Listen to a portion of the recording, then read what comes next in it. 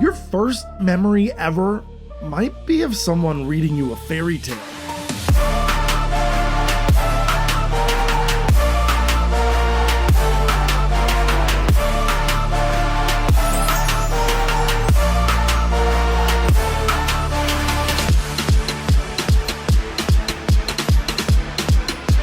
And if you're anything like me, your second memory might be of watching a horror movie you were way too young to see.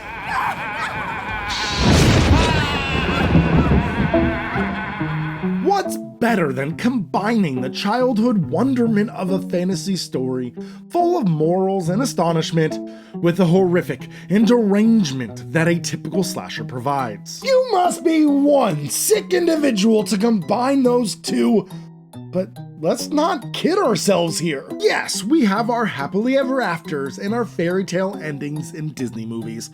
But originally, those grim fairy tale endings weren't always so happy. Enough with this new age Disney bullcrap, let's take it back to the beginning. Folk tales and folklore have been around since the dawn of language, but it wasn't until the Grimm brothers starting in 1812 that there was a dedicated effort to record these tales in written form. And these early stories were dark and different from the ones that we remember today. In the original Snow White, the evil witch was forced to wear red-hot iron shoes and dance until she fell over. The Little Mermaid misses out on her love and dissolves into the ocean as sea foam. And don't even get me started on Sleeping Beauty. Let's just say that the prince did a little more than just kiss her while she was sleeping. Parents really read us this? No wonder why we love horror movies. We had a gateway early on. Horror and fairy tales go hand in hand, but I want to talk about slashers specifically, a subgenre of horror that was truly identifiable by the 1970s and was perfected in the 80s.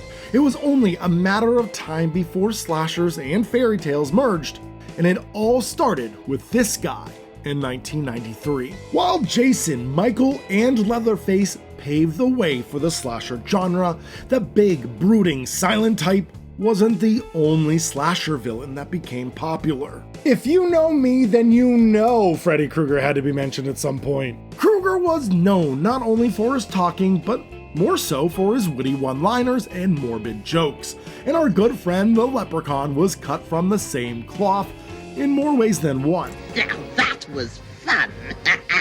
Yes, the jokes and dark humor are there, but the Leprechaun is also a supernatural slasher. While the slasher genre started very grounded in reality, during the late 80s and early 90s, most slashers dipped their toes into the supernatural realm to try to provide otherworldly frights. So, being the very first fairy tale slasher villain ever, does Leprechaun still hold up today? Let's dive into the plot and find out. The film wastes no time introducing our titular character, the Leprechaun, played by the one and only Warwick Davis. He's counting his gold and, of course, laying down a sick diss track. Try as they will, and try as they might. Who steals the gold won't live through the night. Yeah, that joke might not be very funny, but wait until the 4th and 5th sequel and he's basically doing that on his own. I come from the land of the Irish Spring. Dublin's the place where I learned about things. Method of hood. Come to do? No. Good. We meet O'Grady, who comes back from a trip from Ireland. Apparently, he found and captured the Leprechaun and was able to steal his gold. The Leprechaun plays a trick on O'Grady's wife. Do you like the gold buckles on me shoes? I want me gold now! And if you're wondering why we only see the shoes of the Leprechaun in the scene, it was because while filming, Warwick Davis ended up getting a lung infection due to the freezing cold night shoots. So they had to get a body double for a few scenes. With the wife out of the picture, the Leprechaun goes after O'Grady himself. But uh-oh, O'Grady has a 4-leaf clover, silver bullets for werewolves, garlic for vampires, and a 4-leaf clover for leprechauns? And if you didn't know that little bit of folklore, well, it's because it was made up for this movie by writer-director Mark Jones. More on him later. O'Grady is eventually able to capture the leprechaun in this wooden crate, but be careful, Fluffy's in there too! O'Grady places the 4-leaf clover on top of the crate to keep the leprechaun sealed. But before he's able to get rid of the leprechaun for good, a curse is put on him, and he passes out forever. Now, the movie could have been like 10 minutes long if only O'Grady knew that he had to put that 4-leaf clover in the leprechaun's mouth. Oh well. We skip forward in the movie to focus on our main cast, and holy crap, that's Jennifer Aniston! She was in that one TV show in the 90s. Oh gosh, what was it called? Everyone knows these characters.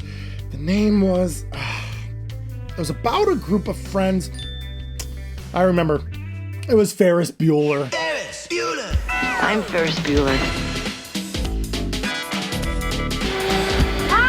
Dad, do you have to make a racket while I'm curling my lashes? I bet she wished she had the day off. It's a real shame that this Jennifer Aniston didn't become more popular. She's kind of good at this whole acting thing. This is Tori and her dad, and they move into this old country house. There's no swimming pool, there's no shopping malls, there's no cable. But at least the place comes with a free leprechaun. Tori hates the place. It wants to stay at the best place that money can buy. As she decides to leave, she meets this hunky, grounded guy named Nathan. Tori decides to stay because she's interested in this boy. Yeah, it's the 90s, and women on TV and in movies are only interested and motivated by men. Hey, this is the 90s. Women are treated equal. Oh God, I wish that were true. Nathan has a little brother named Alex who is best friends with an older, slower adult named Ozzy. Oh no! Ozzy's the best. We learned in the beginning that the leprechaun can manipulate his voice to sound like anyone, and it comes in handy when Ozzy enters the house. Why won't you let me out of this crate? How did you get in there? By using the voice of a little girl, the leprechaun is able to trick Ozzy into opening the crate. Since Ozzy is an impulsive liar, no one believes his story. Now the leprechaun is out, and he wants his pot of gold. Is that me gold? What the hell are you? I'm a leprechaun, me dear. Well, Ozzy and Alex find his gold at the end of a rainbow. Ozzy tries to see if it's real, but swallows it instead. Oops! I'm sure that won't have any plot significance later. Ozzy and Alex go to the pawn shop to determine if one of the gold coins is real or not. The shopkeep keeps the coin overnight, but that turns out to be a fatal decision, as the leprechaun really sticks it to him. Pogo sticks it to him! This old lep, he played one. He played pogo on his lawn. The leprechaun steals a miniature car from the pawn shop and hilariously gets pulled over. Originally, the leprechaun was to attack the officer, and it was up to the audience to figure out the rest. Writer and director Mark Jones originally wrote the movie to be sort of like a live-action Scooby-Doo, but Trimark, the studio producing the film, wanted more horror and gore. So while the film plays like a PG-13 horror flick, a perfect gateway horror for kids, the studio went back and forth with the idea of making it as hardcore as possible. So they went back and added more scenes of violence and tension, like the police officer running for his life and eventually getting his neck broken by the leprechaun. Sort of ruins the pace of the film, and it sticks out like a sore thumb, but the studio got what they wanted with that R rating. Speaking of that R rating, Warwick Davis was a bit upset about it. He played the part to be a tad more kid-friendly.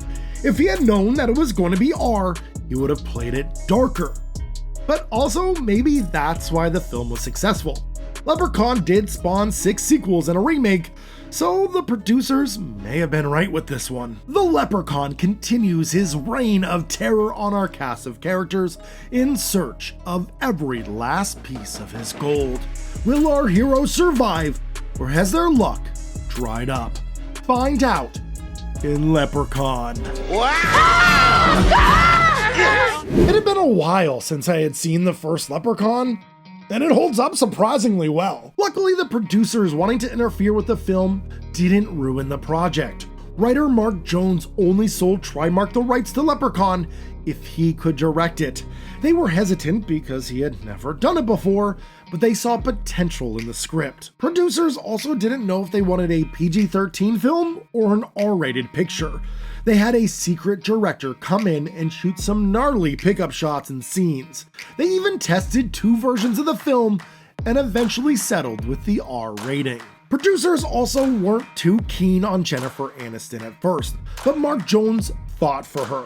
Obviously, in hindsight, the producers said that they wanted her from the beginning, which annoys Mark Jones, but he can't be too mad at the producers since they are the ones that financed the film. Then they don't give me any credit and they take the credit, of course, but that's okay. They were good. They made the movie for me, and so I have nothing but nice things to say about Trimark. There was no confusion on Warwick Davis. Warwick Davis had just done Willow, but he wasn't finding much work. The studio wanted him because it was a low-budget movie and they could get a great actor for cheap. Speaking of cheap, the film only cost $900,000.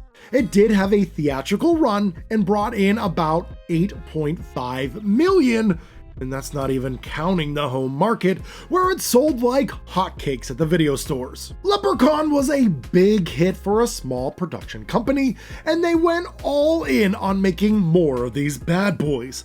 The second one is a fairly traditional sequel, but the third one took a big gamble and took Leprechaun to Vegas, baby. The fourth is out of this world and set in space, and where is the only place you can go after conquering the depths of space?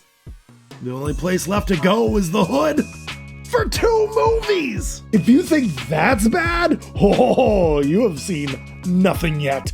The remake is one of the worst movies I have ever seen, and we will never talk about it on this channel. Now, I haven't seen The Leprechaun Returns from 2018, but I have heard some good stuff about it.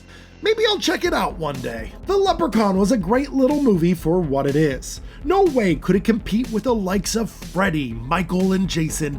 It has a hard time contending with Chucky and Pinhead. Leprechaun isn't a titan, but he was never going to be. He's still recognizable to horror fans, even if they haven't seen all of his films. Leprechaun was a great first entry into the fairy tale side of slasher films, but there are so many more.